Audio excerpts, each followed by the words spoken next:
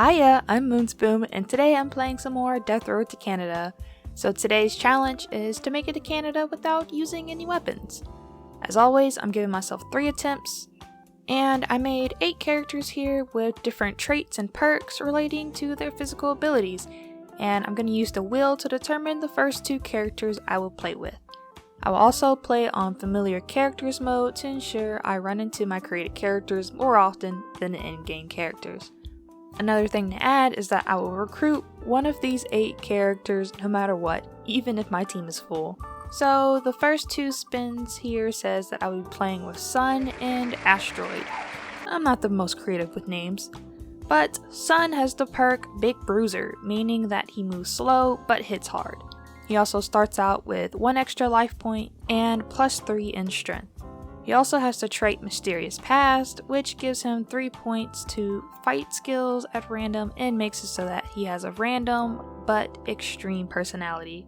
Asteroid, on the other hand, has the perk X-Wrestler, meaning that he can pick up and slam zombies that are down on the ground. He has a +2 in fitness and +1 in strength when starting out. He has the trait Fierce Tempered, meaning that he has low composure, but also starts with an extra point in strength. Now that we've gone over that, we can start on our adventure to Canada.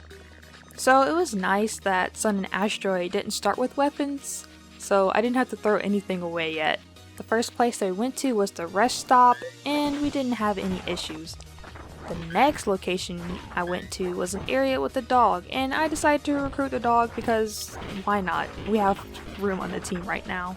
We eventually came across a bandit group, and as always, it's nice to have a character that can think their way out of these situations, because not only do we not lose anything, but we also increase our morale.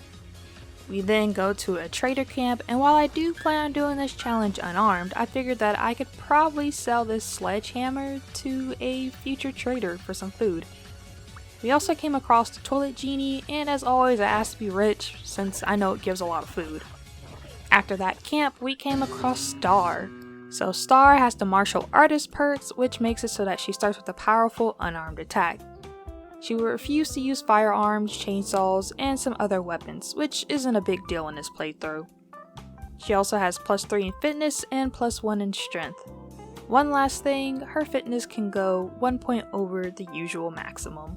The practical trait sadly makes it so that she has a boring personality, but 3 points are given to both fight and support skills at random. So with the team that we have, we ended up going to our first siege and it went really well. There was one instance where Asteroid picked up a weapon, so I just made sure that if this happens in the future, I'll end up throwing it away.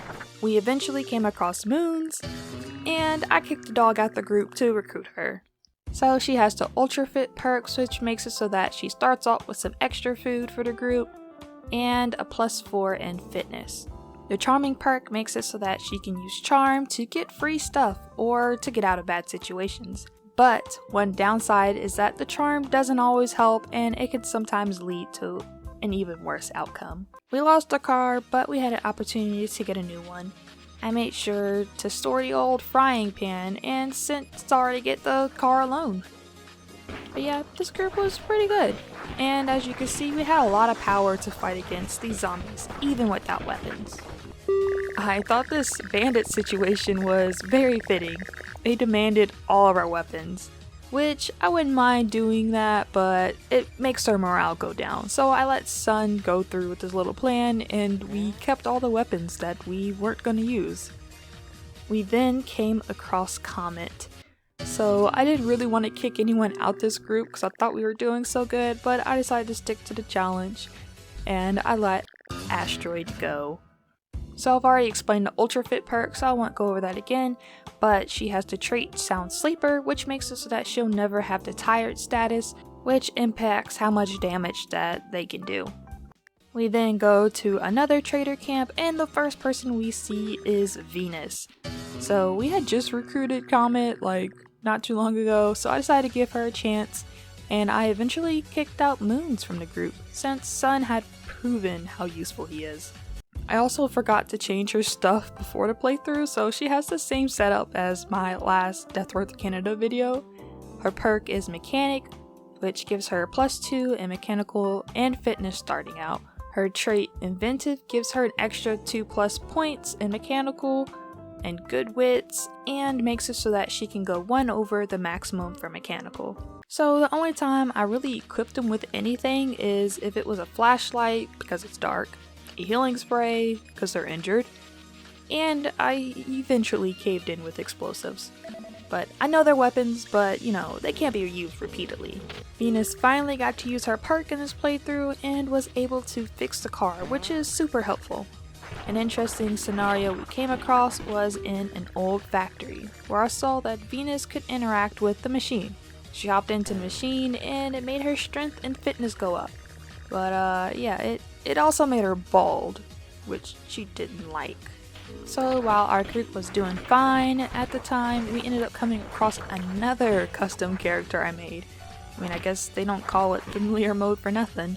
So I also forgot about changing Mars's perk before this, so yeah, she has the perk Friend of Dog, which just attracts more dog scenarios and stuff like that. But the trait Berserk is more interesting. It gives 4 points to strength, fitness, and shooting. Mars is able to go 1 point over the maximum status mentioned earlier, but the downside of this trait is that they have a low personality stats and can also die with just 1 zombie bite. I decided to get rid of Comet since she was the weaker link in this group. And despite the health disadvantage, Mars made it pretty far. She even helped the group kill a spider. So my plan to sell the sledgehammer finally happened, and I only got 1 food, which doesn't seem worth it if I was someone who did use weapons. We had another siege and lost Mars due to this large horde of zombies that surrounded her. And honestly, the siege is really tough with no weapons because this one was in a smaller space and it was harder to regain energy to fight. So we eventually lost Sun, and at that point, I was hoping the siege would end soon, and eventually it did, and Venus and Star was able to survive. We eventually came across our last custom character, Jupiter. With the perk Mega Buff, he is great at throwing furniture and has +4 in strength starting out. He also has the charming perk, which I've already been over. So the car had ran out of gas, but I had a scenario that allowed me to get a car. I usually like to do these with 1 character because it prevents more people from getting hurt, and you know, I don't have to use as much medical supplies. But that was a mistake in this case, and Star did not make it. The remaining group did eventually find a car though. Skipping over a few days, it's finally endgame. With 1 day left, we are at the final trader camp. So there was nowhere to sell this chainsaw that I found, and I honestly did not think I would make it to Canada. Ended up talking to this wizard, which gave me a tarot card reading and a fortune, which wasn't the best.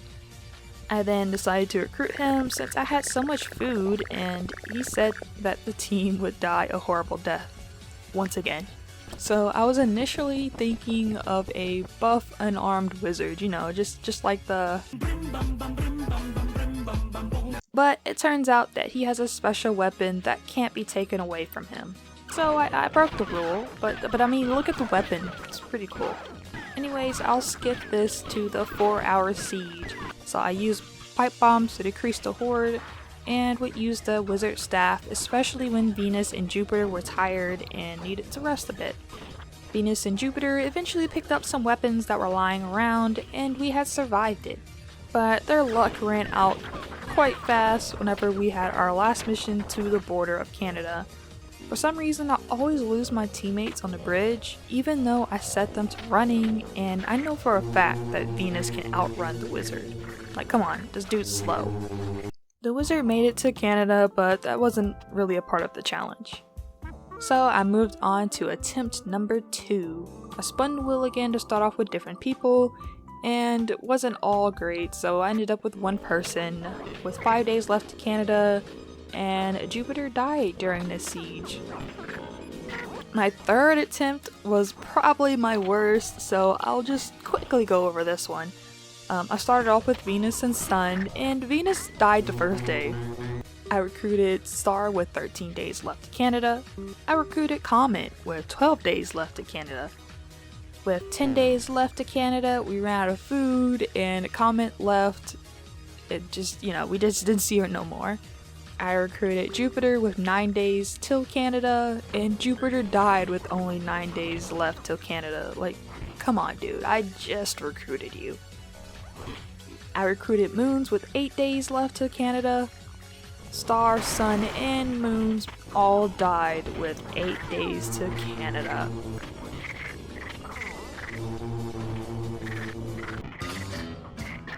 So I would say for this challenge, the hardest parts are definitely the sieges, and you kind of also have to hope you run into the right characters at the right time, because yeah, dying during the first day is crazy. But to finish up this video, today's question is, have you ever wanted to learn a fighting style? Answer in the comments below, and until next time, see you guys later.